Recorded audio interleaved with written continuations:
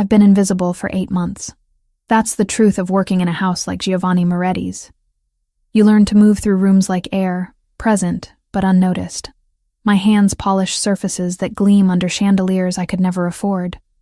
Fold towels softer than anything I've ever slept on. And arrange flowers that cost more than my weekly groceries. The mansion sprawls across 3 floors of Manhattan luxury, all marble and dark wood and windows that overlook a city I can barely afford to live in. Giovanni Moretti himself is a shadow I've learned to predict.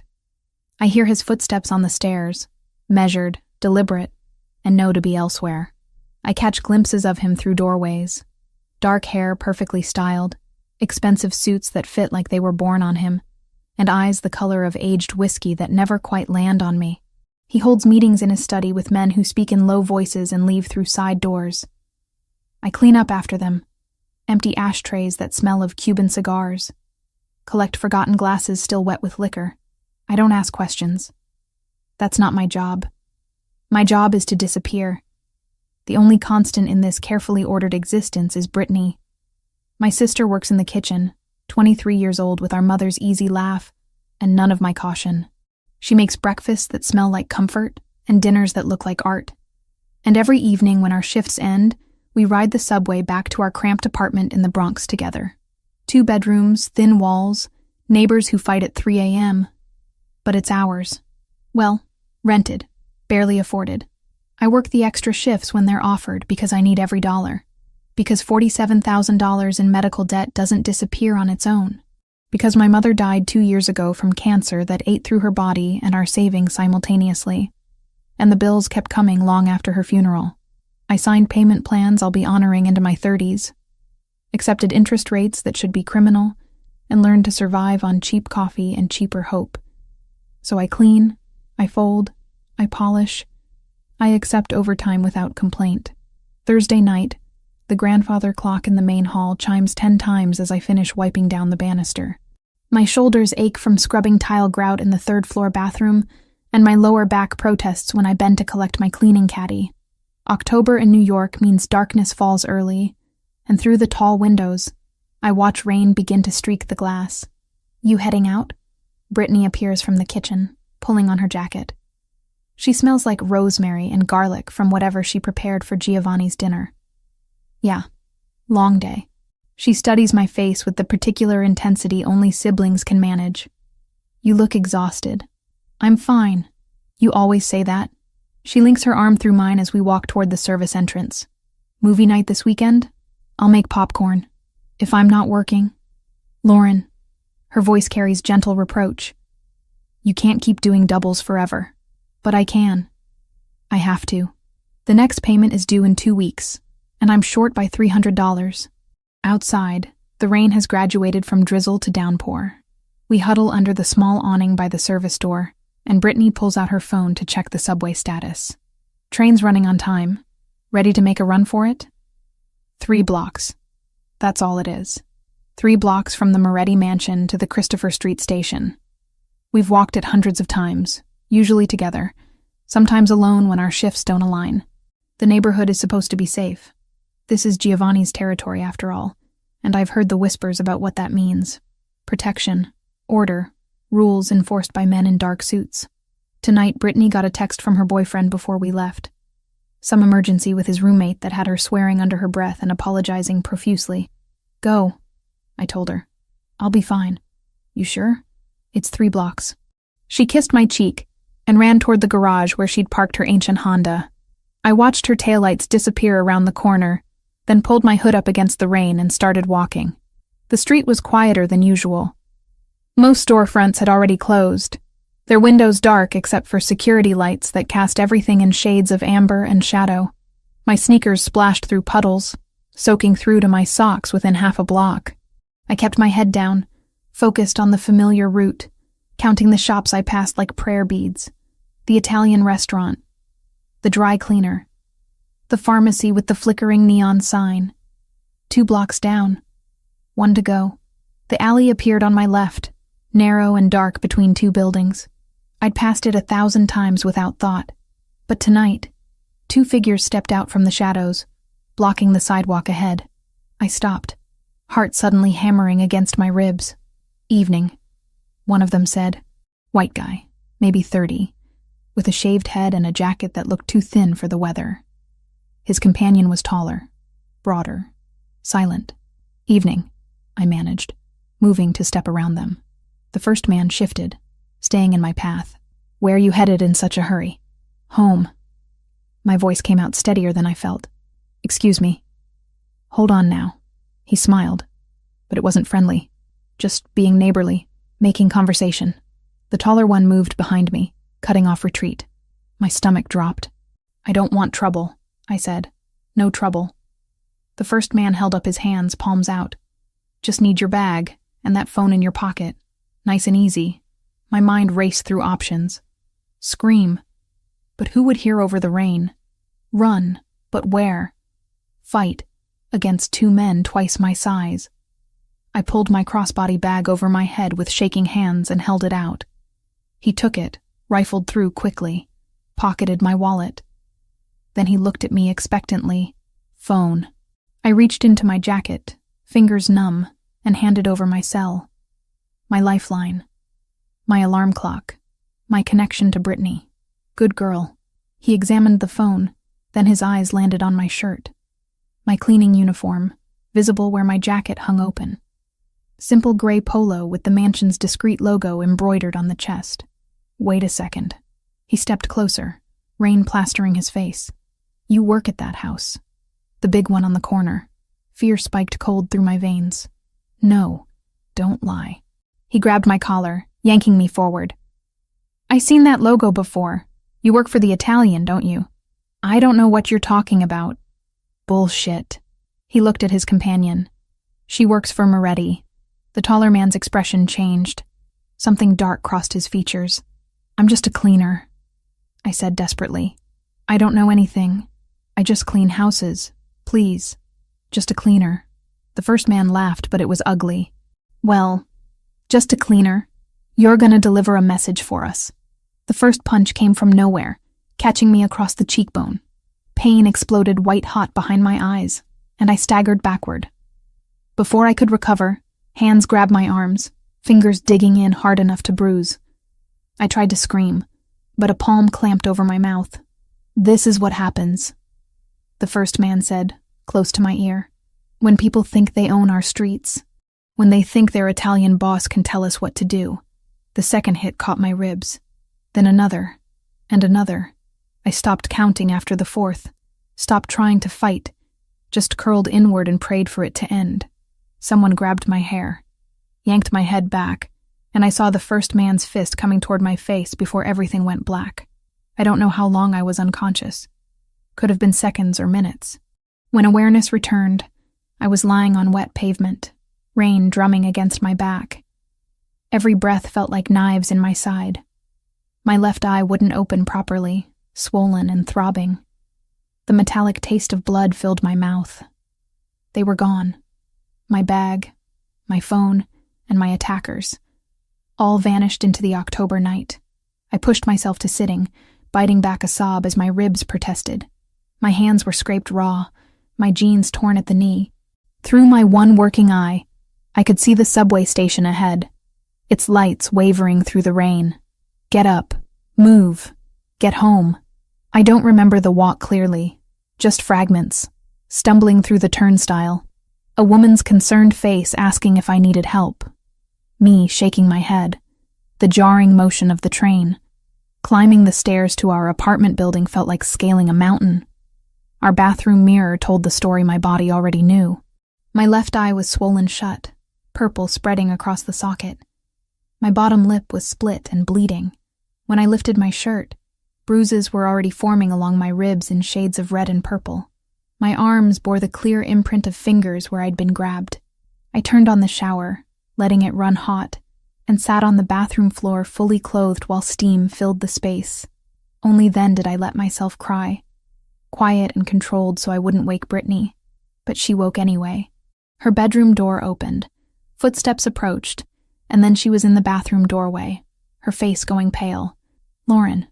Oh my God, Lauren. I'm okay. You're bleeding. We need to go to the hospital. No. Lauren, I can't afford it. My voice broke. I can't afford the ER visit, Britt. I can't. She crouched beside me, her hands hovering like she was afraid to touch me and cause more pain. What happened? Mugged. 2 guys. They took everything.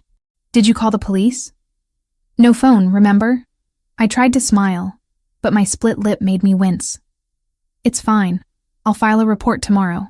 Brittany's expression said she didn't believe any of this was fine, but she didn't argue. Instead, she helped me out of my wet clothes, steadied me as I showered, and bandaged the worst of the scrapes with supplies from our first aid kit. When I finally crawled into bed, she sat beside me in the dark. I shouldn't have left you alone, she whispered. Not your fault. But as I lay there, every part of my body screaming, I couldn't stop replaying the moment the first man saw my uniform. The recognition in his eyes, the deliberate violence that followed. This wasn't random, and somehow, that made it infinitely worse. Sleep came in fragments, broken by pain that pulsed through my ribs with every breath.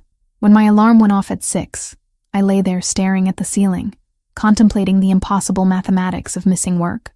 I needed every shift, every dollar. The medical bills didn't care if I'd been beaten half to death in an alley. $47,000. That number followed me like a shadow, constant and suffocating. Each month I chipped away at it. 300 here, 500 when I worked doubles. But the interest kept it alive, breathing, growing. Missing even one day meant falling further behind. I dragged myself upright, biting back a groan as my ribs protested. The bathroom mirror showed me exactly what I'd be working with. My left eye had transformed into a grotesque palette of purple and black, swollen enough that I could barely see through the slit. The cut on my lip had scabbed over during the night. Bruises bloomed across my jaw and cheekbone like violent flowers. Makeup became war paint. I layered concealer thick enough to pass for a mask, though it did little to hide the swelling. Foundation in 3 different shades to try to match what my skin used to look like. The eye was hopeless. No amount of product could disguise that damage. I settled for making the rest of my face look human and hoped people wouldn't look too closely.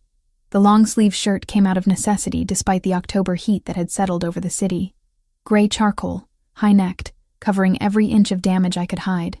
When I checked my reflection one final time, I looked like someone wearing a bad disguise of myself. Brittany was already in the kitchen when I emerged, and her face crumpled the moment she saw me. Don't, I said before she could start. I'm going to work. Lauren, you can barely walk. I can walk fine. A lie. Every step sent shocks through my left side where they'd kicked me. And I need the money. One day won't. Yes, it will. I poured coffee into a travel mug, movements careful and deliberate. Payments due in 2 weeks. I'm already short 300. She opened her mouth, closed it. We both knew the math. Both lived inside the same impossible budget. At least let me drive you, she said finally. I accepted because the subway stairs felt insurmountable this morning. The mansion looked exactly as it always did. Beautiful, imposing, utterly indifferent to my suffering. Brittany dropped me at the service entrance with a look that said we'd be discussing this later, then drove around to the garage. She'd be in the kitchen by now, starting prep for whatever elaborate breakfast Giovanni preferred on Fridays. I made it through the morning on autopilot. Dust the library, vacuum the second-floor hallway, change linens in the guest rooms. Each task required focus to complete without aggravating my injuries. I moved slowly, methodically, and avoided every reflective surface I passed. Around noon, Brittany found me folding towels in the linen closet. You look awful, she said bluntly. Thanks. I'm serious. Your face is twice its normal size. It's fine. She stepped closer, lowering her voice. Did you at least file a police report? I will, after work. Another lie. What would I tell them? That I got mugged, and the attackers mentioned my employer? That felt dangerous in ways I couldn't articulate. Lauren, I need to finish the 3rd floor. I picked up my caddy of cleaning supplies, using it as a shield. Mr. Moretti has people coming this afternoon. Everything needs to be perfect. Brittany's expression suggested she had more to say, but she let me go. I climbed the stairs slowly, grateful for the emptiness of the upper floors where no one would see me struggle. Giovanni's study was last on my list. He typically spent afternoons in meetings downtown, leaving his private space empty until evening. I knocked twice out of habit, got no response, and let myself in. The room smelled of leather and aged paper, with undertones of the whiskey he drank and the cigars he smoked on the terrace. His desk dominated the space. Dark wood polished to a mirror shine, papers arranged in precise stacks. I'd learned his system over months of cleaning. Never move the papers, just dust around them. Never touch the laptop. The crystal decanter and glasses got hand-washed and replaced exactly where they'd been. I was wiping down the windowsill, back to the door, when I heard it. Footsteps. My heart jumped stupidly, rabbit-quick panic, before logic reasserted itself. Just another employee. The housekeeper. Franco checking if I needed anything. But when I turned, Giovanni Moretti stood in the doorway. He'd removed his suit jacket, rolled his shirt sleeves to his elbows. Dark hair slightly disheveled like he'd been running his hands through it. And his eyes, those dark whiskey eyes I'd seen 100 times from a distance, were fixed directly on me. Actually seeing me, not through me. "Sorry, Mr. Moretti." My voice came out steadier than I felt. "I thought you were out this afternoon." "I can come back. What happened to your face?" The question landed like a physical blow. Direct. Unavoidable. I fell. The lie I'd practiced. Subway stairs. They get slippery when it rains. He didn't respond. Didn't move. Just stood there watching me with an intensity that made my skin prickle. Then he stepped into the room, closing the door behind him with a quiet click that felt far too intimate. Look at me. Not a request. Not quite an order. Something in between that made me obey before I'd decided to. I lifted my face, let him see the full extent of the damage the makeup couldn't hide. His expression didn't change. Still that careful neutrality I'd observed from afar. But something hardened in his jaw. He crossed the space between us in 3 measured steps, and suddenly he was close. Too close. Near enough that I could smell cedar and something darker. More expensive. "Tell me again how you fell." The stairs were wet. I lost my footing. "Which side did you fall on?" The question confused me. What? Left or right? Which side hit the stairs? My mind scrambled. Left, I think. "You think." He circled slowly, like a predator examining prey, and I fought the urge to back away. "But you're favoring your left side when you breathe. Protecting it. So you fell on the left, hit your left eye, split your lip, and now your left ribs hurt." Heat flooded my face. "Yes, that's a very consistent fall." He stopped in front of me again. "Show me your arms. Mr. Moretti." "Show me." My hands trembled as I set down the cleaning cloth. This was my employer. I couldn't refuse, didn't want to, for reasons I couldn't examine too closely. I pushed up the right sleeve first, the arm that had taken less damage. Just some scrapes across the forearm. The other one, I hesitated. The left arm told a different story. But Giovanni waited with infinite patience, and eventually I pushed up that sleeve too. The bruises were spectacular. Perfect finger-shaped marks circling my bicep where someone had grabbed me. Purple and yellow and angry red. Unmistakable. Giovanni stared at them for a long moment. When he finally spoke, his voice had dropped to something cold and deadly. "Who did this to you?" "I told you." "Don't." The word cracked like a whip. "Don't lie to me again, Lauren. Those are not from a fall. Someone grabbed you. Held you. Where did this happen?" The use of my name shocked me into silence. I hadn't known he knew my name.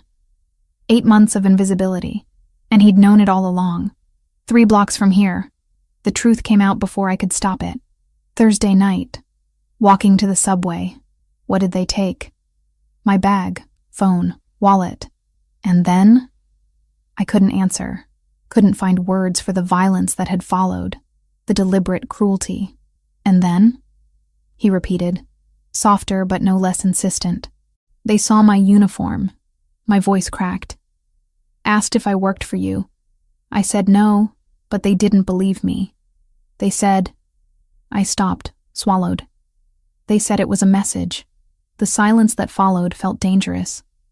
Giovanni's jaw tightened incrementally, the only visible sign of whatever was happening behind those dark eyes. Then he moved to his desk, pressed a button on the phone. "Franco? My office? Now." "Mr. Moretti, please," I started. "Sit down. I don't want to cause trouble." "Sit down." Not angry, just absolute. The voice of someone who expected obedience and received it. I sat in one of the leather chairs facing his desk, feeling small and exposed. Giovanni remained standing, one hand braced on the desk, staring at nothing. Franco arrived within minutes. A man in his late 30s with silver threading his dark hair and eyes that missed nothing. He took one look at my face and went still. "3 blocks from here," Giovanni said without preamble. "Thursday night. 2 men. They saw her uniform and decided to deliver a message." Franco's expression turned to stone. "Where exactly?" "Between the dry cleaner and the pharmacy," I supplied quietly. "Around 10:15. We have cameras in that area. I'll pull the footage." He glanced at me again, and there was something almost like sympathy in his eyes. "Can you describe them?" I did. White guy, shaved head, thin jacket. Taller companion, broader, never spoke. Details I'd replayed in my mind all night. "Cole," Franco said after a moment. "Sounds like Darren Cole. Works for the Albanians." Giovanni's hand curled into a fist on the desk. "Find him. Find them both. I want them here by midnight. Consider it done." Franco left as quickly as he'd arrived, and I was alone with Giovanni again. The silence stretched unbearably until I couldn't stand it anymore. "This isn't necessary," I said. "I'm fine. It was just a mugging." "It wasn't a mugging." Giovanni finally looked at me, and there was something in his expression that made my breath catch. Not pity. Not even anger exactly. It was a challenge, an insult. "They attacked you because you work for me, in my territory, on my street. That makes it personal. I'm just a maid. You work in my home." He moved around the desk, sat in the chair beside mine instead of behind the desk. "Close. Equal. You've been here 8 months. I notice things, Lauren. How you organize books by author without being asked. How you never gossip with the other staff. How you take every overtime shift offered." My throat tightened. "I need the money. I know. Medical bills for your mother." Of course he knew. He probably knew everything about everyone who worked for him. "So, you understand?" He continued, voice dropping. "Why I can't let this go. If I allow someone to hurt one of my people without consequences, it shows weakness. And weakness in my world gets you killed." The casual mention of killing should have terrified me. Instead, I felt something else entirely. Something warm and dangerous that had no place in this situation. "What will you do to them?" I asked. "What needs to be done?" He stood, offered me his hand. "Come. You're not cleaning anything else today. You're going to rest in one of the guest rooms until this is handled." I took his hand before I'd decided to.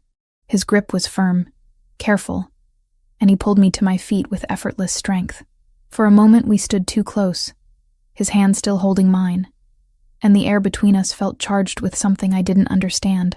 Then he released me and stepped back. "This way." I followed him through corridors I'd cleaned 1,000 times, but everything looked different now. I wasn't invisible anymore. Giovanni Moretti saw me, knew my name, and for reasons I couldn't fathom. That changed everything. The guest room Giovanni showed me to was larger than my bedroom at home.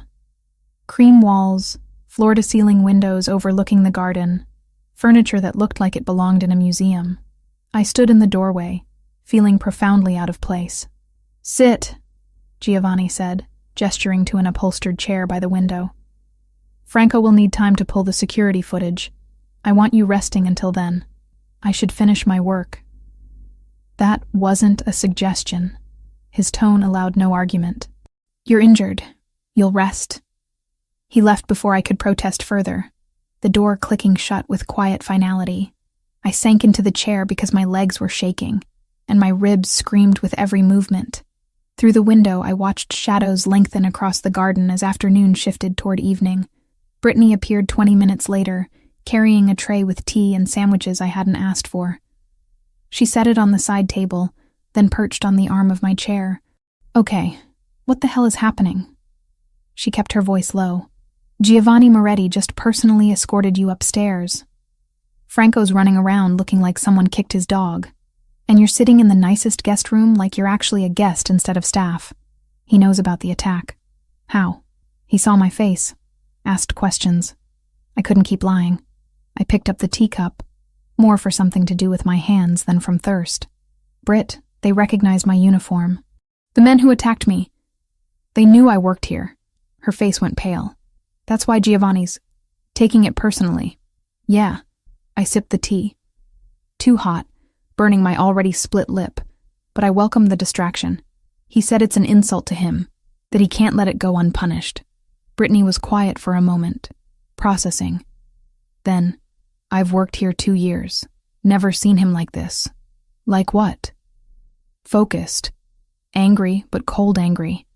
The kind that's more dangerous than yelling. She studied me with those 2 knowing sister eyes. He used your name. So, Lauren, he calls me the cook. Everyone else is staff. He knows our names. He knows everything, but he doesn't use them. Distance, you know? But he used yours. Before I could respond to that deeply uncomfortable observation, a knock came at the door. Franco entered, carrying a laptop and manila folder. His expression was grim. We have the footage, he said without preamble. Mr. Moretti wants you to confirm identification. I followed him downstairs to Giovanni's study, Brittany trailing behind us like a protective shadow. The room felt different now, charged with purpose instead of empty luxury. Giovanni stood behind his desk, jacket discarded, sleeves rolled up, looking every inch the dangerous man I'd always suspected he was. Franco opened the laptop, angled the screen toward me. Grainy black and white footage showed a street corner I recognized. The timestamp read 10:14 p.m., Thursday. I watched myself walk into frame, hood up against the rain, head down. Then 2 figures emerged from the alley. My stomach twisted. Even in poor quality video, I recognized them. That's them, I said quietly. Franco paused the frame, zoomed in on the first man's face. You're certain? Yes. He's the one who grabbed me. Asked about my uniform. Giovanni leaned forward, studying the frozen image with predatory focus. Darren Cole. Small-time enforcer for the Albanian operation. Works collections, intimidation. He looked at Franco. The other one? Victor something. Croatian, I think. Muscle for hire. Franco pulled photographs from the folder, spread them across the desk. Cole's been on our radar for months. He's part of Krasniki's crew pushing into Lower Manhattan. Krasniki. Giovanni pronounced the name like a curse. So this wasn't random. Territory play, Franco confirmed. They're testing boundaries, hitting your people to see if you'll respond. I listened to them discuss violence and territory and power plays like they were analyzing a chess match. The clinical detachment should have frightened me. Instead, I felt strangely removed, like I was watching a play instead of participating in my own life. What will you do? The question escaped before I could stop it. Both men looked at me. Giovanni's expression softened fractionally. Find them. Bring them here. Make it clear that touching anyone under my protection has consequences. You don't have to do this because of me. My voice sounded small even to my own ears. I'm nobody. Just someone who cleans your house. Giovanni circled the desk with deliberate slowness, each step measured and purposeful. He stopped directly in front of me, close enough that I had to tilt my head back to maintain eye contact. You work in my home, he said, voice low and intense. You've been here 8 months. I've noticed how you fold the newspapers so the headlines face up. How you water the orchids in the library every Tuesday because you know they need consistent care. How you never complain, never ask for anything, just do your job with quiet competence. Heat flooded my face. You notice that? I notice everything in my world, Lauren, and you're part of it, whether you realize it or not. He glanced at Franco. Assemble a team. 6 men. Find Cole and bring him to me. The Croatian too, if you can locate him. Done. Franco closed the laptop. What about the girl? She stays here tonight. Guest room on the 2nd floor. Her sister too. Wait. I started. Giovanni held up a hand, silencing me. This isn't negotiable.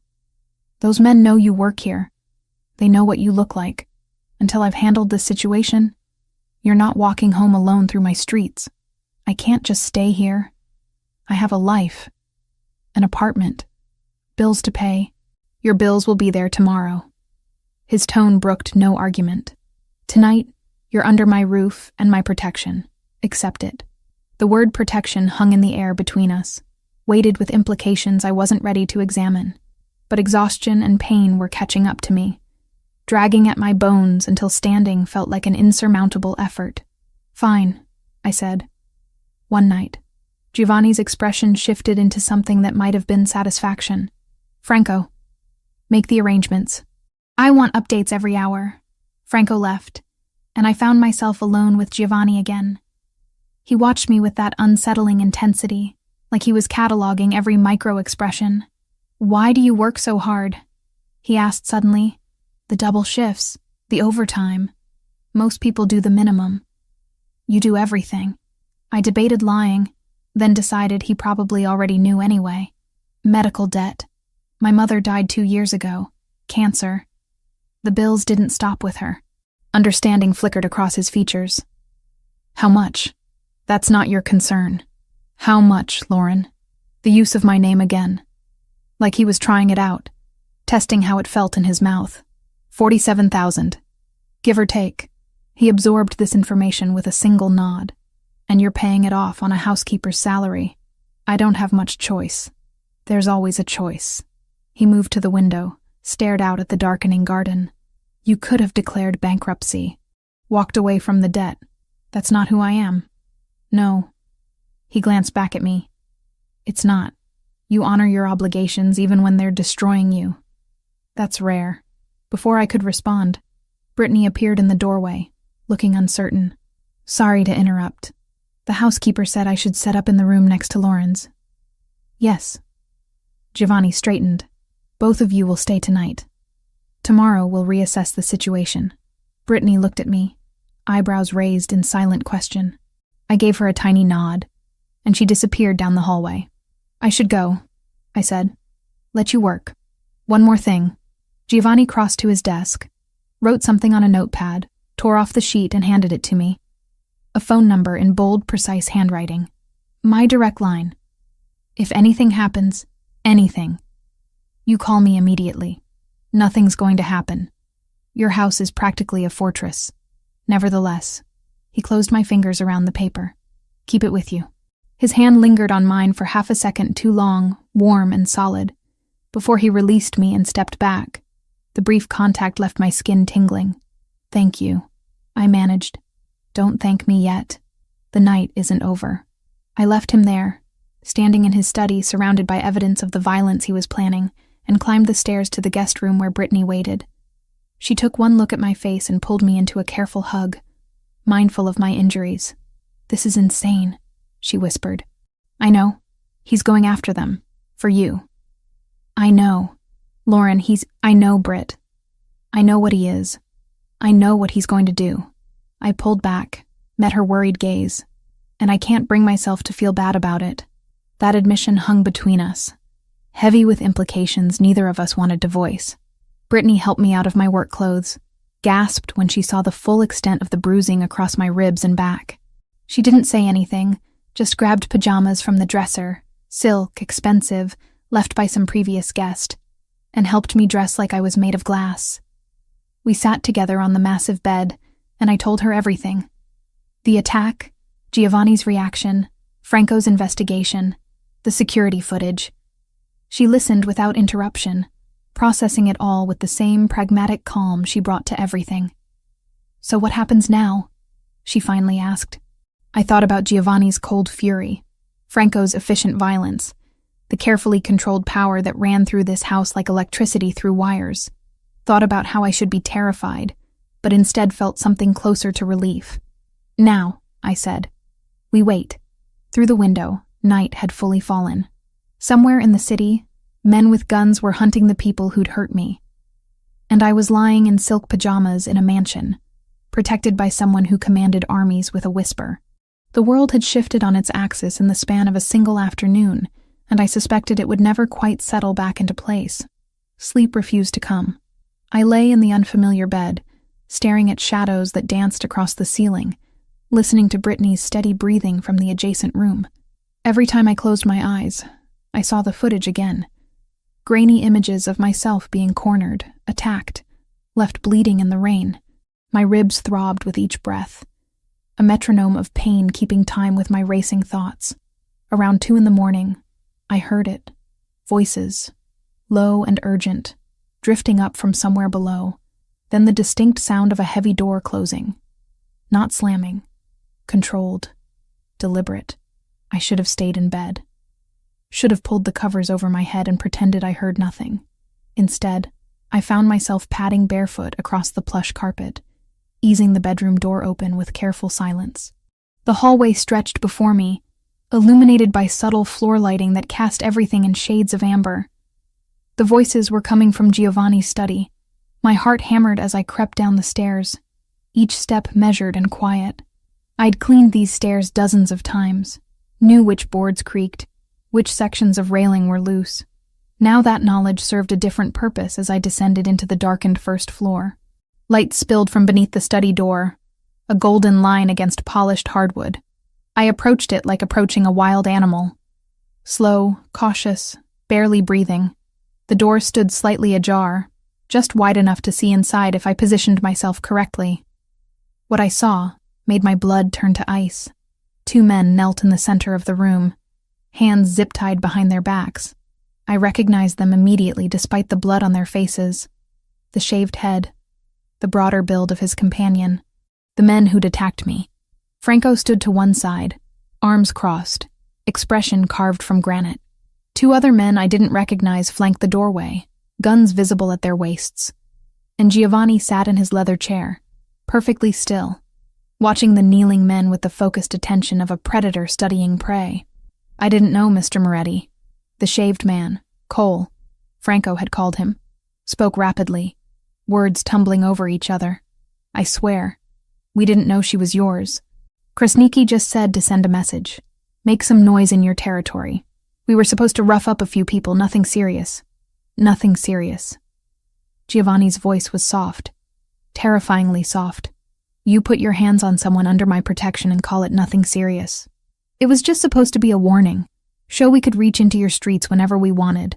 Cole's eyes darted between Giovanni and Franco, searching for mercy he wouldn't find. We weren't supposed to really hurt anyone bad. Just scare them. Scare them.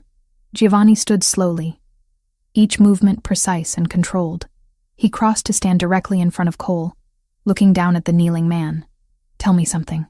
When you saw her uniform, when you realized she worked in my home, what did you think would happen? We thought, Cole stammered. Krasniki said you'd back down, that you were getting soft, that taking Brooklyn was making you weak, spreading you too thin. Krasniki was wrong. Giovanni crouched, bringing himself eye level with Cole. Do you know what she does here?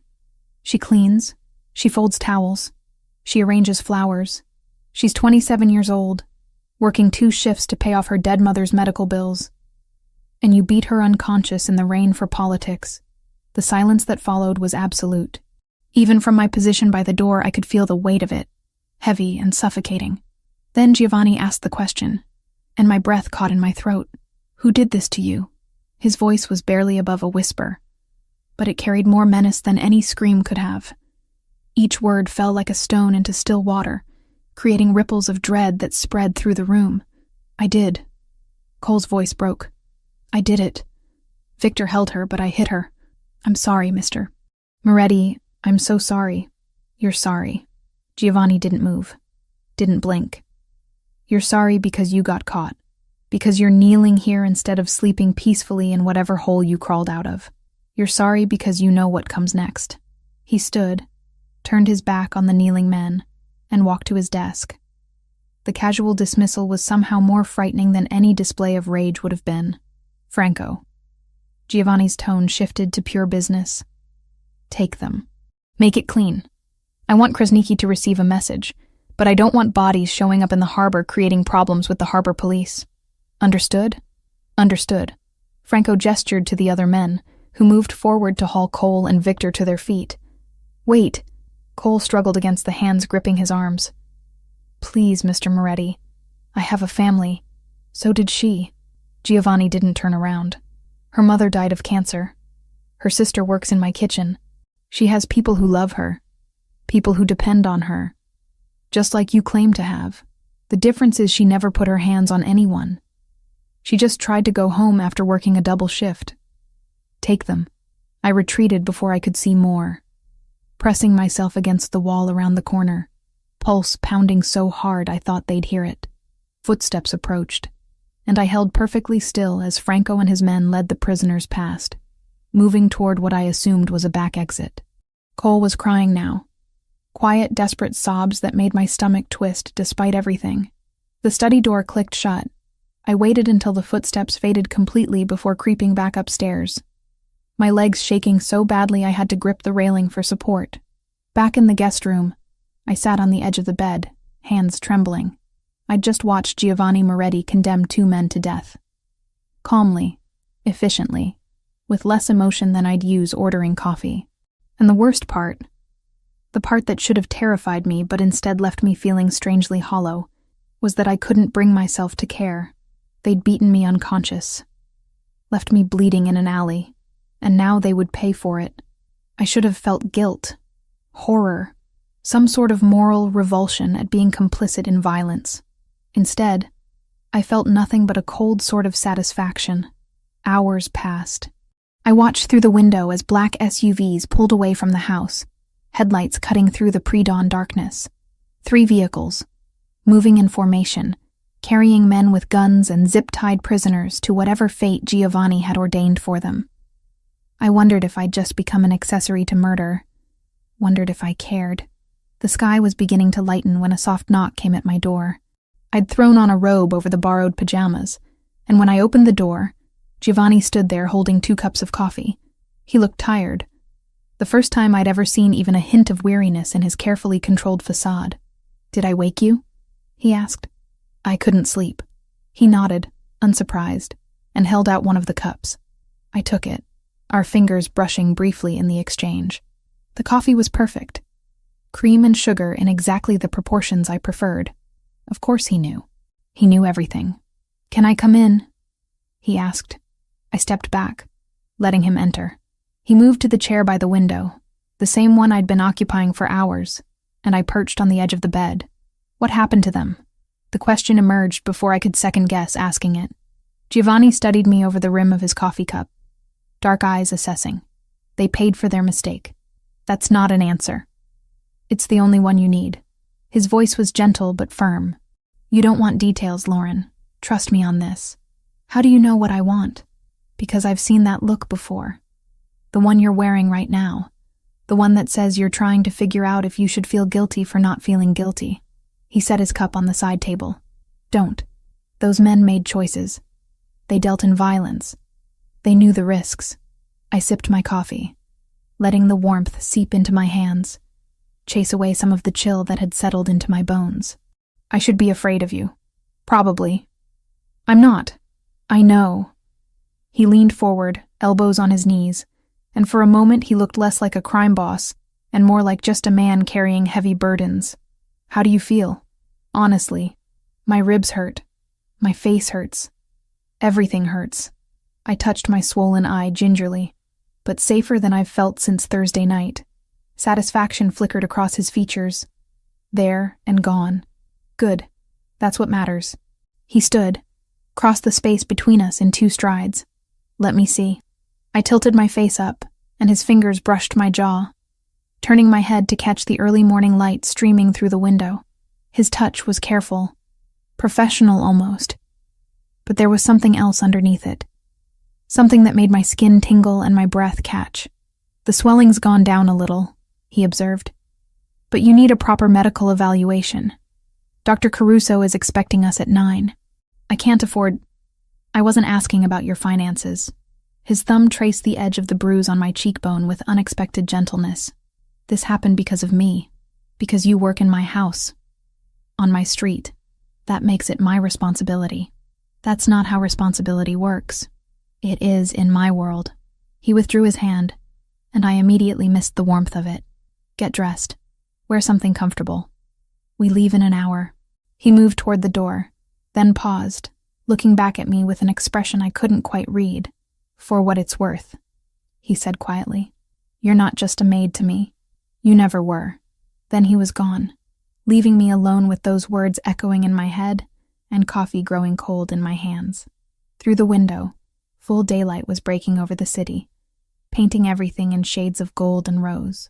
Somewhere out there, 2 men who'd hurt me were facing consequences I couldn't let myself imagine, and here I sat, in a mansion that should feel like a cage, but instead felt like sanctuary. Drinking coffee made exactly how I liked it, by a man who commanded death with a whisper. The world had shifted again overnight, and sitting there in borrowed silk pajamas, watching the sun rise over a city full of violence and beauty, I realized I'd shifted with it. Giovanni insisted we leave within the hour, and I didn't have the energy to argue. Brittany helped me dress in jeans and a soft burgundy sweater she'd brought from our apartment, moving around me with careful efficiency while pointedly not mentioning the events of the previous night. We both knew what had happened. Neither of us wanted to say it aloud. The SUV waiting outside was sleek and black, windows tinted dark enough to hide whoever sat inside. Giovanni held the back door open and I climbed in, biting back a gasp as my ribs protested the movement. He slid in beside me. Not across from me, not in the front with a driver, but right there in the back seat close enough that I could smell cedar and expensive cologne. You don't need to come, I said as he closed the door. Just send me with Franco or I'm coming. Final. Absolute. He pulled the SUV into traffic with the easy confidence of someone who'd spent years navigating Manhattan streets. Dr. Caruso is expecting both of us. The drive should have been awkward. Instead, silence settled between us like something almost comfortable. I watched the city slide past through tinted glass, tried not to think about how much a private medical visit would cost, how many months of payments I'd be adding to my already impossible debt. Stop calculating, Giovanni said without looking at me. I wasn't. You were. I can practically hear you doing math. He glanced over briefly. Whatever you're worried about, don't be. This isn't your expense. I can't let you pay for... You're not letting me do anything. I'm doing it because someone was attacked on my street, in my territory, wearing my household's uniform. That makes it my responsibility. His hands tightened fractionally on the steering wheel.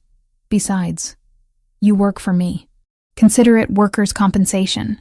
That's not how workers' comp works. It's how mine does. The clinic occupied the second floor of an unremarkable building in Murray Hill.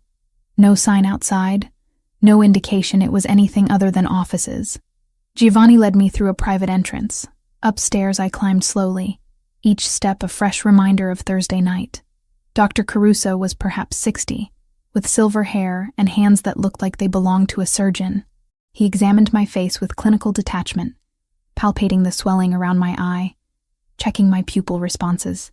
No sign of orbital fracture, he said, making notes on a tablet. Significant soft tissue damage, but it'll heal. How's your vision? Blurry in the left eye, but it's getting better. Good. Now the ribs. He gestured to an exam table. Shirt off. You can keep the bra on. I hesitated, acutely aware of Giovanni standing against the wall, watching. Dr. Caruso noticed my discomfort. Mr. Moretti, perhaps. I'm staying. Giovanni's tone allowed no argument, but he turned to face the window, offering me that small privacy. I peeled off the sweater carefully, trying not to gasp when the movement pulled at damaged tissue. The bruises had ripened overnight into spectacular shades of purple and yellow, spreading across my left side like some grotesque watercolor. Dr. Caruso's professional mask slipped for just a moment. Christ. Then he was all business again, pressing carefully along my ribs.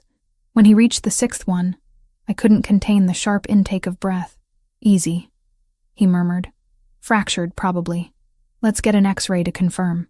The portable machine emerged from a side room, and for the next 10 minutes I held various uncomfortable positions while trying not to cry from the pain. Giovanni had turned back around, and I felt his gaze on me like a physical weight. The X-ray confirmed it. My sixth rib on the left side had a clean break. Not displaced, which Dr. Caruso explained meant it would heal without surgery, but it would take time. 6 weeks minimum. He wrapped my torso in a compression bandage that made breathing easier, prescribed painkillers I knew I couldn't afford, and anti-inflammatories that would probably cost half my rent. No heavy lifting, he said, typing prescriptions into his tablet. No strenuous exercise. If the pain worsens or you develop difficulty breathing, call me immediately. He glanced at Giovanni. She needs rest. Real rest. Not working through it rest. She'll rest. Giovanni accepted the prescriptions Dr. Caruso printed out. I'll make sure of it. When Dr. Caruso went to press a button on the exam table, adjusting it with more force than necessary, I winced at the sudden jolt. Giovanni was across the room in 3 strides. Careful. Not a request. Not quite a threat. Something in between that made Dr. Caruso pause and nod. Of course. My apologies. The payment happened while I was getting dressed. Conducted in low voices I couldn't quite hear. By the time I emerged from behind the privacy screen, Giovanni was tucking his wallet away, and Dr. Caruso was handing me a bag with prescriptions already filled. You keep medications here? I asked. 4 special patients. Dr. Caruso's expression suggested he didn't want to elaborate. Take one of the white pills every 6 hours for pain. The blue ones are anti-inflammatory, twice daily with food. Call if you need anything. Back in the SUV, I stared at the prescription bag in my lap. How much did that cost? Not your concern. Giovanni. Lauren. He turned to face me fully, one hand draped over the steering wheel. Let me ask you something. If Brittany had been attacked the way you were, if she'd been beaten unconscious in my territory, would you want her worrying about medical bills? That's different. How? I opened my mouth, closed it. Couldn't find an answer that didn't sound hollow. You've worked in my house for 8 months, he continued, voice softer now. I know things about you. How you organize the library books by author, even though no one asked you to. How you fold the newspapers so the headlines face up. How you water the orchids every Tuesday because they need consistent care. He paused. How you never complain, never ask for anything. Just show up and do your job with the kind of quiet competence most people wouldn't notice. You noticed. The words came out barely above a whisper. He glanced my way once, a quiet admission.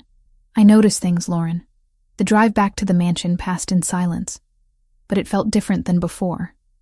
Charged, like something unspoken was building between us, pressing against the confines of the car. When we arrived, Giovanni ordered me to rest for the remainder of the weekend. No work, no cleaning, just recovery. Brittany appeared with tea and soup, fussing over me like a mother hen until I reminded her I was the older sister. But even as I protested, warmth spread through my chest at her concern. What surprised me was Giovanni. Throughout Saturday and Sunday, he materialized at odd intervals, always with some excuse, always brief, but present. He brought food when Brittany was busy in the kitchen, checked that I'd taken my medication, adjusted pillows when he caught me wincing. Each interaction was careful, controlled, but underneath the careful control I sensed something else, something that made my pulse quicken whenever he entered the room. Sunday evening I found myself on the terrace, the same one I'd cleaned dozens of times, admiring the garden below while scrubbing furniture I'd never expected to actually sit on. Now I occupied one of the wrought iron chairs, wrapped in a blanket against October chill, watching the sun set over the city. Giovanni emerged from the house carrying 2 glasses and a cigar. He handed me 1 glass. Tea, prepared exactly how I liked it, and settled into the chair beside mine. How do you feel? He asked, lighting the cigar with practiced ease. Sore, but better. I sipped the tea, let the warmth seep into my hands. The medication helps. Good. He exhaled smoke that curled into the evening air, dissipating into twilight. Dr. Caruso says you'll heal completely. No permanent damage. Physically, anyway. He turned to look at me. Really look at me. Dark eyes searching. Are you afraid? Of what? Going back out there. Walking those streets again. I considered the question seriously. Was I afraid? Thursday night played on repeat in my mind. The rain, the alley, the hands grabbing me. But underneath the fear was something else. Something harder. "No," I said finally. "I'm angry." "Good. Anger is useful. Fear makes you weak. Anger makes you sharp." We sat in comfortable silence, watching the sky turn from gold to purple to deep blue. Finally, I asked the question that had been building since Friday. "Why did you take over your father's business? You could have done anything. Been anything." Giovanni was quiet so long I thought he wouldn't answer. Then, "My father died when I was 22. Heart attack, sudden and violent. He left me an empire built over 40 years, and 200 families who depended on us for work, protection, justice the law wouldn't provide." He studied the cigar, watching the ember glow. I could have walked away. Sold everything. Moved to Europe. Lived off the money. But those families would have been absorbed by rivals or left to fend for themselves in a city that doesn't forgive weakness. So you chose responsibility over freedom. I chose honor over ease. He glanced at me. "What about you? Why do you work so hard? The double shifts, the overtime. It's more than just making ends meet. The medical debt. The number that haunted me." I took a breath, felt it pull at my wrapped ribs, and told him. About my mother's cancer. The treatments that promised hope but delivered only more pain. The bills that arrived after her funeral like accusations. $47,000 in debt that would follow me for years. Giovanni listened without interruption, without judgment. When I finished, he simply nodded. "That kind of debt, it's designed to be impossible," he said. "They know most people will pay minimum amounts forever, feeding the interest machine. It's legal extortion. Maybe. But it's still mine to pay. Because you honor your obligations." The way he said it, like it was a virtue instead of a burden, made my throat tight. Night had fully fallen now, stars emerging overhead despite the city lights. Giovanni reached over and adjusted the blanket that had slipped from my shoulder, his fingers brushing my neck with unexpected gentleness. "You should rest," he said. "Tomorrow we'll discuss longer-term arrangements." "Arrangements? You're not going back to walking home alone at night?" "Not for a while." He stood, stubbing out the cigar. "We'll figure something out that doesn't make you feel caged." He left me there on the terrace, the city spread out below like a glittering promise. And for the first time since Thursday night, I felt something other than pain or anger. I felt seen, protected, like maybe, impossibly, I mattered to someone who could move mountains with a word. Monday morning arrived with news that rippled through the mansion like an earthquake. On Monday after lunch, Brittany cornered me by the break room. "Did you file the report?" she asked. I told her the truth. Franco's men had already turned the attackers over to Giovanni. Walking into a precinct with his name on my bruises felt like painting a target on my back. HR logged an internal incident instead, and Rosa made me sign it. It wasn't justice, but it was safer, for now. I heard it first from the housekeeper. Rosa, I needed to avoid that name. I heard it first from Rosa, the head housekeeper, who whispered to another staff member in the hallway outside Giovanni's study. 3 Albanian establishments hit over the weekend. A gambling operation in Queens, a restaurant that fronted money laundering in Brooklyn, and a warehouse near the docks that everyone knew stored contraband. No one killed, but the message was unmistakable. Giovanni Moretti had responded to the attack on me with surgical precision. I returned to work despite Brittany's protests and my body's screaming objections. The compression wrap around my ribs made breathing easier, but every deep inhale reminded me of Thursday night. Every time I turned too quickly, pain flared along my left side like lightning. Giovanni found me in the second-floor hallway, polishing a mirror I could barely reach without gasping. "What are you doing?" His voice was low, controlled, but I heard the displeasure underneath. "My job." "You're supposed to be resting. I've rested all weekend. I need to work." I kept my focus on the mirror, watching his reflection rather than turning to face him. Bills don't pay themselves. He crossed the space between us in 3 strides, took the cleaning cloth from my hand, and set it aside. No heavy lifting. No reaching above your head. No bending that makes you wince like you're being stabbed. I wasn't. I watched you climb these stairs. You gripped the railing like it was the only thing keeping you upright. His dark eyes searched my face. "You're wearing the compression wrap?" Yes. Taking the medication? Every 6 hours, just like Dr. Caruso said. Good. He retrieved the cloth, handed it back. Light work only. If I catch you doing anything strenuous, I'm sending you home. Understood? Understood. But he didn't leave.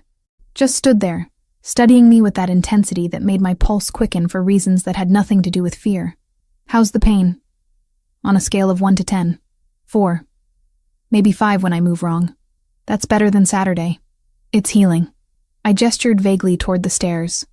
I should finish. Have you eaten today? The question caught me off guard. What? Breakfast. Did you eat anything? Coffee. I had coffee. His expression suggested coffee didn't count as food. Come with me. He led me downstairs to the kitchen, where Brittany was prepping vegetables for lunch. She looked up when we entered, eyebrows rising when she saw Giovanni personally escorting me. Your sister needs to eat, he told Brittany. Make sure she does. Regularly. Not just coffee. Yes, sir, Brittany said, fighting a smile. Giovanni left, and the moment the door swung shut, Brittany rounded on me. He personally checked if you ate breakfast. Apparently. Lauren, he's never done that for anyone. Ever. In 2 years, I've never seen him ask a staff member about their meal schedule. He's just making sure I recover properly. Because I got hurt in his territory. Keep telling yourself that. She pushed a plate of pastries toward me. Eat. Before he comes back and lectures us both. The week that followed established a new pattern I couldn't quite make sense of. Giovanni appeared at odd moments. When I was dusting the library, organizing linens, watering the orchids I'd tended for months without him noticing. Each time he'd pause, ask how I felt, adjust a pillow if he saw me sitting, bring coffee prepared exactly how I liked it, even though I'd never told him my preferences. Other staff members noticed. I caught curious glances, heard whispers that stopped when I entered rooms. But no one said anything directly, and I tried to pretend the attention from one of Manhattan's most dangerous men was completely normal and not at all making my heart race every time he walked into a room. Franco appeared Tuesday afternoon while I was folding towels in the linen closet, moving carefully to avoid pulling at my healing rib. He's different with you, Franco said without preamble. I jumped, nearly dropping the towel. I didn't hear you come in. That's the idea. He leaned against the doorframe, arms crossed. I've known Giovanni since he was 22. Watched him build this organization from the ground up after his father died. He doesn't let people in. Doesn't show weakness. Doesn't care about the small details of anyone's life unless it serves a strategic purpose. What's your point? My point is he knows how you take your coffee. He noticed when you changed the way you organize his books. He personally drove you to the doctor. That night, I rewrapped the bandage exactly the way Dr. Caruso had shown me and set an alarm for the next dose. 6 weeks sounded like a lifetime, so I started by surviving the next 12 hours. And sat there while you got examined. Franco's expression was unreadable. That's not strategy. That's something else. He's just being responsible. I got hurt because of his business. Sure. Keep believing that if it helps you sleep at night. Franco pushed off the doorframe. But when this gets complicated, and it will, remember I warned you. He left before I could respond, and I stood there holding towels and trying to ignore the way my pulse had quickened at his words. Thursday night, a week after the attack, I found myself alone in the library. Giovanni had asked me to organize some new acquisitions he'd received, and I'd been arranging them by author when the sun set and the house quieted around me. My bruises had faded to yellowish shadows, barely visible unless you knew where to look. The swelling around my eye had disappeared entirely, but my ribs still ached when I breathed too deeply. A constant reminder that I wasn't quite healed. I was shelving a leather-bound collection of Italian poetry when I heard footsteps behind me. You're working late. Giovanni's voice, low and close. I turned, found him standing just inside the doorway, jacket removed, shirt sleeves rolled to his elbows. The sight of him like that, slightly disheveled, guard partially lowered, did something to my insides that I absolutely shouldn't have been feeling. Finishing what you asked me to do, I said, gesturing to the books. These are beautiful editions. First printings, some of them. My grandfather's collection. He left them to me when he died. Giovanni moved closer, examining the spines I'd arranged. You organized them chronologically within each author. It seemed to make sense. Track the evolution of their work. Most people would have just done alphabetical. I'm not most people. No. His eyes met mine, and the intensity in them made my breath catch. You're not. The silence stretched between us, charged with something I couldn't name, but felt everywhere. In the air. In the narrowing space between our bodies. In the way his gaze dropped briefly to my mouth before returning to my eyes. I can't stop thinking about you, he said finally, voice rough. Since that night. Since I saw what they did. Since I realized you've been here for 8 months, and I'd been too blind to really see you. My throat went dry. Giovanni, tell me you don't feel it. Tell me I'm imagining this, and I'll walk away. Leave you alone. But tell me honestly, I should have lied. Should have protected both of us from whatever this was. Instead, the truth came out in a whisper. I can't stop thinking about you either. He closed the distance between us in one step, his hand coming up to cup my face with surprising gentleness. His thumb traced the faded shadow of the bruise on my cheekbone. I'm not a good man, Lauren. I do terrible things to maintain power and protect what's mine. You deserve better than what I can offer. Maybe I don't want better. Maybe I want this. The kiss happened like inevitability. Soft at first. Questioning. His lips against mine, testing boundaries neither of us had acknowledged existed. When I didn't pull away, when my hands came up to grip his shirt, it deepened. His other hand found my waist, careful to avoid my injured ribs, and I tasted coffee and something darker, more dangerous. Heat flooded through me, erasing rational thought. This was Giovanni Moretti, crime boss, killer, the man who'd ordered deaths with the same ease most people ordered dinner. And I was kissing him in his library while the city sprawled below us, oblivious to how my world had just tilted on its axis. His phone buzzed violently in his pocket. We broke apart, both breathing hard. He pulled out the device, rid the screen, and cursed softly in Italian. I have to go. Franco needs me. But he hesitated, looking at me with an expression I'd never seen before. This conversation isn't over. No, I agreed. It's not. He kissed me once more, quick and fierce, then was gone. I stood there for several minutes, fingers pressed to my lips, trying to process what had just happened. When I finally made it back to the guest room I'd been occupying, Brittany was waiting. She took one look at my face and knew. You kissed him. He kissed me, I think. Maybe I kissed him. It was mutual kissing. Oh my God. She pulled me to sit on the bed. Lauren, this is insane. I know. I was going to say dangerous. But insane works, too.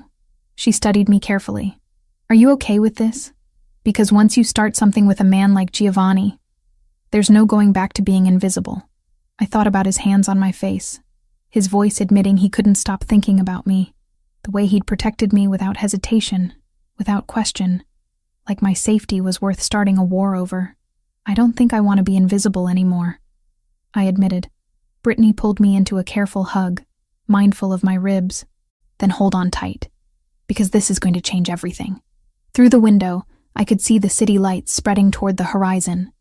Somewhere out there, Giovanni was handling whatever emergency Franco had called him for, making decisions that would ripple through the criminal underworld, maintaining power through calculated violence and careful strategy. And when he came back, we'd have to figure out what this thing between us meant. How a maid and a mafia boss could possibly navigate feelings that defied every logical boundary.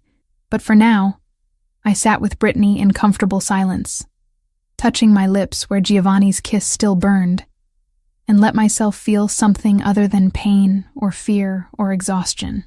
I let myself feel wanted.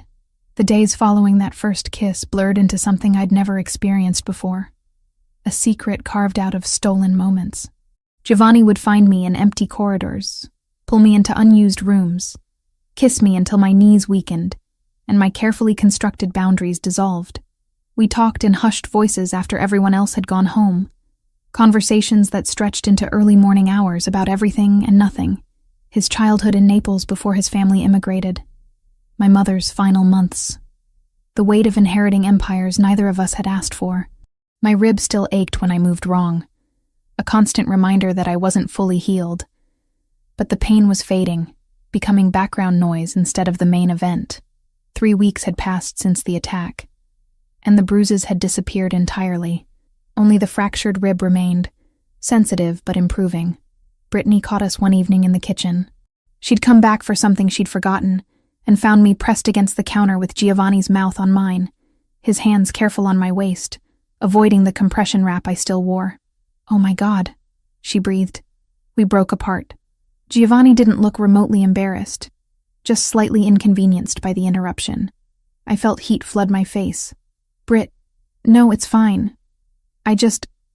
She looked between us, processing.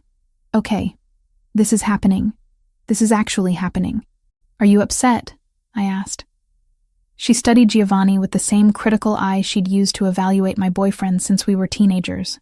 "Are you going to hurt her?" "No." Simple. Absolute. "Are you going to get her killed because someone wants to hurt you through her?" "I'd burn this city to the ground first." Brittany absorbed this, then nodded once.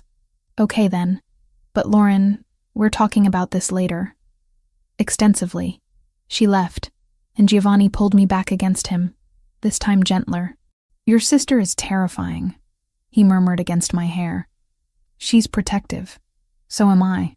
Franco cornered me 2 days later while I was organizing the study. He's different because of you. Lighter somehow. I've known him 12 years, and I've never seen him smile like he does when you walk into a room.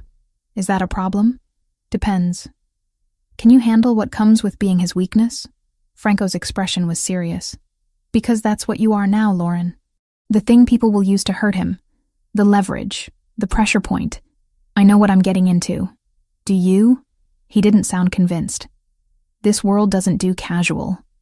There's no halfway with someone like Giovanni. You're either all in, or you walk away now before it's too late." "I'm all in." He studied me for a long moment, then nodded. "Good. He needs someone worth fighting for. Someone who reminds him he's still human underneath all the rest." 3 weeks to the day after I'd been attacked, Giovanni told me to dress nicely for dinner. Not work clothes, something that made a statement. I borrowed a dress from Brittany, deep emerald that brought out my eyes, fitted but not uncomfortable with the compression wrap underneath.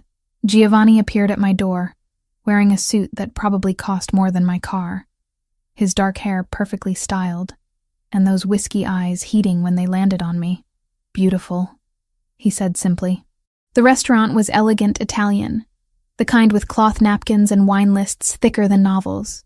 We were escorted to a private room in the back, and my stomach dropped when I saw who was already seated.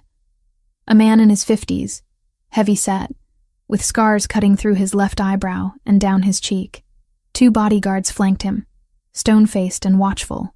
This had to be Krasniki. "Mr. Moretti," the man stood, offering his hand. Giovanni shook it with the bare minimum of courtesy. "And this must be the young lady who caused all the trouble." "Lauren," Giovanni said, his hand finding the small of my back. "This is Arbin Krasniki. We're here to establish new boundaries."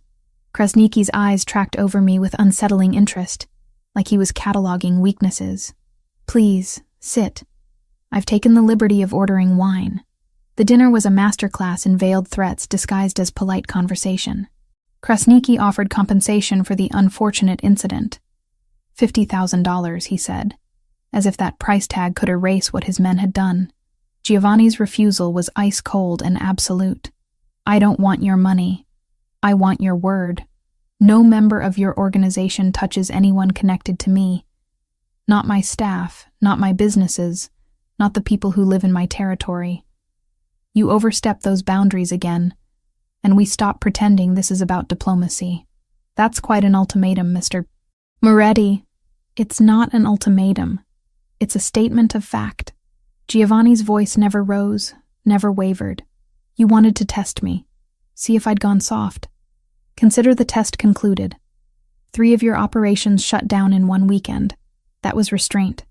Push me again, and I'll show you what happens when I stop being restrained." Krasniki's jaw tightened, but he nodded. "Understood. Your territory remains yours. Your people remain untouched." "Good." Giovanni stood, helping me to my feet. "Then we have nothing more to discuss."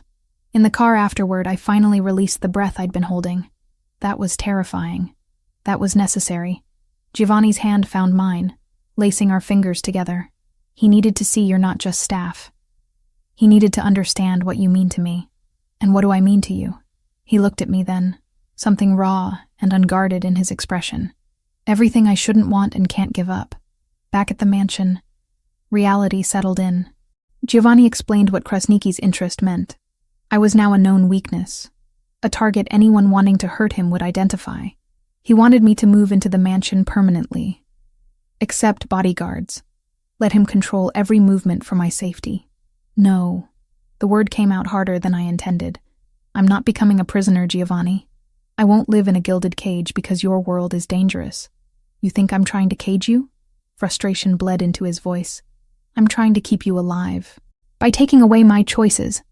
By making every decision for me. By protecting what's mine. I'm not property. We stood in his study, tension crackling between us like lightning. His hands curled into fists at his sides, jaw tight with the effort of controlling his temper. Finally, he exhaled.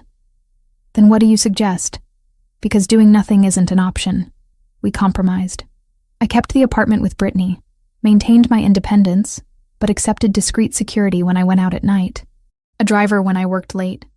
Parameters that made him feel I was protected without making me feel owned. I need you to understand something, I said quietly. I'm choosing this. Choosing you. But I need to choose it, not have it forced on me. I understand. He crossed to me, cupped my face with both hands. I'm not used to caring about anyone this much. It makes me irrational. You? Irrational? I smiled despite everything. Shocking. He kissed me then, deep and desperate, like he was trying to convince himself I was real and choosing to stay. When we broke apart, both breathing hard, his forehead rested against mine. Stay with me tonight, he said. Not in the guest room. With me. I nodded, unable to form words around the want constricting my throat. His bedroom was a revelation, sparse but elegant, dominated by an enormous bed with dark linens. He undressed me slowly, carefully, mindful of the compression wrap I still wore. His fingers traced the fading shadows where bruises had been, the edge of the wrap protecting my healing rib. Does it still hurt? He asked. Sometimes. When I breathe too deep or move wrong. Then we'll be careful. We were. His hands mapped my body with reverence and restraint, learning what made me gasp, what made me arch into his touch. I traced the tattoos I'd glimpsed before. A raven across his shoulder blade, Italian script along his ribs, symbols I didn't understand but felt the weight of. His scars told stories he whispered in the dark.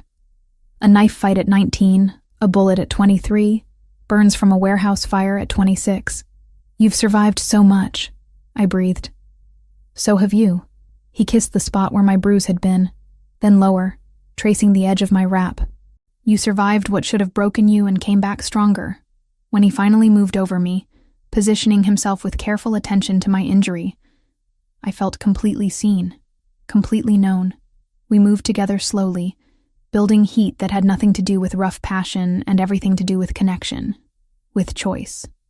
With two people who'd found each other in impossible circumstances and decided the risk was worth it. Afterward, wrapped in his arms with my head on his chest, listening to his heartbeat slow, I felt something I hadn't felt since before my mother died. Safe.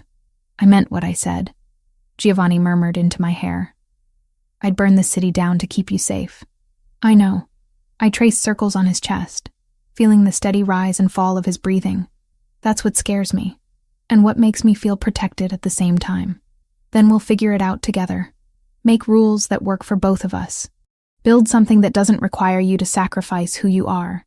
Outside the windows, the city sprawled beneath us, glittering and dangerous and alive. Somewhere out there, Krasniki was calculating his next move. Other enemies waited in shadows. The world Giovanni inhabited would always carry risk, but lying there in his bed, his hand gentle on my healing ribs, I realized I'd already made my choice. Not because he'd forced me, not because I had no other options, because for the first time in years, I wanted something more than survival. I wanted this, complicated, dangerous, impossible as it was, and I was willing to fight for it. 6 weeks. That's how long it took for my body to remember what normal felt like. Dr. Caruso confirmed it on a Tuesday morning in early December, unwrapping the compression bandage I'd worn like a second skin and pressing carefully along my ribs. "No tenderness?" he asked. "None." Deep breath. I inhaled fully, felt my chest expand without the sharp reminder of fractured bone. "It doesn't hurt." "Good. You're cleared for normal activity. No restrictions." He made notes on his tablet. "The bone has healed completely. You got lucky. Clean break, no complications. Lucky. I suppose that was one way to describe surviving an attack that should have killed me." Giovanni waited in the lobby, and when I emerged, his eyes scanned my face for signs of pain out of habit. "All clear," I said. Officially healed. Relief crossed his features, there and gone in a heartbeat. "Then we celebrate tonight. Properly." Celebration came in the form of dinner at a quiet French restaurant where the staff knew not to disturb us, and the wine list was older than I was. Giovanni ordered for both of us in flawless French, and I watched him across candlelight, still adjusting to this version of us. Out in public, together, no longer hiding. "I have something for you," he said after dessert arrived. He slid an envelope across the table. Inside was a single document: employment contract. Personal assistant to Giovanni Moretti. Salary that made my breath catch. Triple what I'd been making, with benefits that included health insurance I could actually use. "Giovanni, this is fair compensation for your work. You've been managing my schedule, organizing correspondence, handling things that would take me hours." He sipped his wine. "You've earned it." I stared at the numbers, doing rapid math. With this salary, I could pay off the medical debt in 2 years instead of 10. Could afford an apartment that didn't have mold in the bathroom. Could breathe. "There's a signing bonus included in your first paycheck," he added casually. "Should arrive next week." I looked up sharply. "How much?" "Enough to handle any outstanding financial concerns." The medical debt. He was talking about the medical debt. My throat tightened. "You can't just—" "I didn't ask your permission. Consider it a Christmas bonus." His expression dared me to argue. "You work for me. I take care of my people. That's how this works."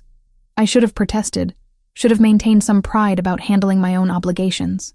Instead, I felt something crack open in my chest. Relief so profound it almost hurt. "Thank you," I whispered. "Don't thank me. Just keep doing what you're doing. Keep being exactly who you are." The following week, I discovered he'd been telling the truth. My paycheck included a bonus that covered every cent of the $47,000 I'd been drowning under for 2 years. I stared at my bank account, at the zero balance where debt used to live, and cried in Brittany's arms for 20 minutes straight. "He paid off your medical bills," Brittany said, stating the obvious while I soaked her shoulder with tears. "Giovanni Moretti, crime boss, paid off your dead mother's cancer debt." I know. That's the most romantic thing I've ever heard, and also completely insane. I know that too. Our relationship settled into a pattern that felt sustainable.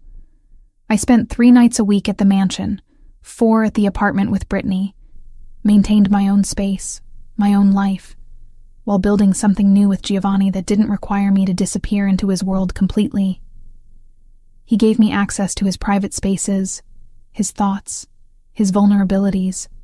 I gave him honesty, boundaries, and the kind of devotion that came from choosing him every day, rather than being forced into compliance. The underworld noticed. Word spread that Giovanni Moretti had a woman, not a mistress, not a plaything, something else entirely. Someone he listened to, someone who influenced his decisions in ways that made rivals nervous and allies curious. Franco cornered me one afternoon in Giovanni's study. "Krasniki's dead." I looked up from the correspondence I'd been organizing. "What?" "Internal war. His nephew made a play for leadership. It got bloody. Krasniki didn't survive." Franco leaned against the desk. "His territory is up for grabs. We could expand into Queens, take everything he built. Does Giovanni know?" "He's the first person I told. After you." Giovanni appeared in the doorway moments later, and Franco repeated the news. I watched Giovanni process the information, saw the calculation happening behind his eyes. Territory meant power. Power meant security. It was how this world worked. No, Giovanni said finally. Franco blinked. No, we're not expanding. Our current territory is stable, profitable, manageable. Taking Queens would stretch resources and create new enemies. He glanced at me, something passing between us. I'd rather have what I can protect than grasp for everything I might lose. After Franco left, I crossed to Giovanni. That was because of me. That was because I'm tired of building empires at the expense of having a life. He pulled me against him. You made me realize I can choose differently. Choose sustainability over endless expansion. Choose what matters. And what matters? You. This. Keeping what I have instead of always wanting more. That evening, I had dinner with Brittany at our apartment. Takeout from the Thai place down the street. Eaten directly from containers while we sat on our worn couch. The way we'd done 1,000 times before, everything changed. So, Brittany said, twirling noodles around her fork. You're really doing this. The Mafia boss thing. The Mafia boss thing, I confirmed. Are you happy? The question was simple, but weighted with everything unsaid. Was I happy despite the danger? Despite the complications? Despite knowing I'd attached myself to someone whose world operated by different rules? Yes, I said. Genuinely, surprisingly happy. And you feel safe? Because, Lauren, if you don't feel safe, I feel safer than I have in years. I set down my container, met her eyes. I know it sounds crazy. I know what he is, what he does. But Britt, when I'm with him, I feel protected. Seen. Like I matter in a way I never have before. And she studied me for a long moment, then nodded. Then I'm happy for you. Worried, but happy. She pulled me into a hug. You deserve to be cared for the way you care for everyone else, even if it comes from an unexpected source. Thank you for supporting this, for not making me choose between you and him. You're my sister. I support you even when you make questionable life choices involving dangerous criminals. She squeezed tighter. Just promise me you'll be careful. Always. 2 days later, Giovanni woke me before dawn. I'd been sleeping in his bed, wrapped in sheets that smelled like cedar and him, and his hand on my shoulder was gentle. Come with me, he said. I followed him through the quiet mansion, both of us barefoot, me still in his t-shirt that fell to mid-thigh. He led me to the terrace, the same one where we'd sat weeks ago, where I'd been wrapped in blankets and healing. Now I stood beside him in the pre-dawn cold, watching the sky lighten at the edges. I want to show you something, he said, gesturing toward the city spread below us. This is what I see every morning. Power, territory, an empire my grandfather started and my father built, and I've spent 12 years maintaining. It's beautiful. It's a responsibility. He turned to face me. For years, that's all it was. Duty. Obligation. The weight of 200 families depending on decisions I made. Then you walked into my life wearing a gray work shirt with bruises you tried to hide. And suddenly the city looked different. My throat tightened. Different how? Worth protecting for different reasons. Not just territory or power, but because it's where you live, where you walk, where we built something impossible that somehow works. The sun broke over the horizon, painting everything gold and rose. I touched my left side where the fracture had been. Felt nothing but smooth ribs beneath my skin. 6 weeks ago, every breath had hurt. Now I breathed easily, deeply, without fear. Do you ever regret it? Giovanni asked quietly. How we started. The violence? The complications? I thought about Thursday night 6 weeks ago. The rain, the alley, the fear. Thought about waking up in this mansion. Being seen for the first time in months. The kiss in the library. The way he'd protected me without asking for anything in return. No, I said honestly. I wouldn't change any of it. The attack brought me to you. The violence made you notice me. Everything terrible led to this. That's a dangerous way to think. Maybe. But it's true.